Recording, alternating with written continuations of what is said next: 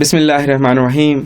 طب انبیاء و اہل بیت کی اس 7ویں کلپ میں ہم آغا صاحب سے یہ سوال پوچھیں گے کہ قبلہ وہ کون سی غذائیں ہیں کہ جن کے کھانے سے عقل اور حافظہ کم ہوتا ہے؟ بسم اللہ الرحمن الرحیم. عقل جو ہے اللہ کی سب سے بڑی نعمت ہے. اگر انسان کی عقل نہیں ہے تو دنیا بھی اس کی برباد ہے، آخرت بھی. تو یہ چیزیں جاننا بہت لازمی ہے. جو احادیث میں بتایا گیا ہے کہ مثلا کھانے میں کچھ چیزیں ہیں جس سے عقل ضعیف ہوتی ہے.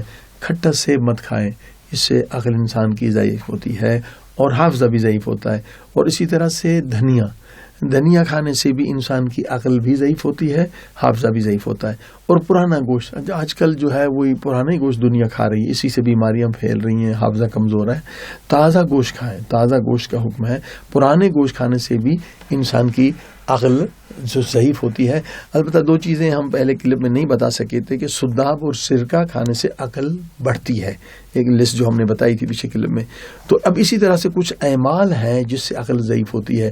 پیشاب میں کھڑے ہو کر پیشاب کرنا پانی میں، یہ کیونکہ نظافت کے بھی خلاف ہے، اخلاق کے بھی، اس سے انسان کی عقل اور حافظہ میں کمی آتی ہے. اور قبرستان میں جو لوگ تختیاں جا کے مردوں کی پڑھتے ہیں، منع ہے، اس سے بھی انسان کی عقل اور حافظے میں کمی آتی ہے. کسی کو پھانسی دی جا رہی ہے مت دیکھیں، اس سے بھی عقل بھی کم ہوتی ہے اور حافظہ بھی انسان کا کم ہوتا ہے. یعنی یہ اتنے نورانی اصول ہے، اگر ان پر عمل کریں تو دنیا آخرت ہماری بہتر ہو جائے گی.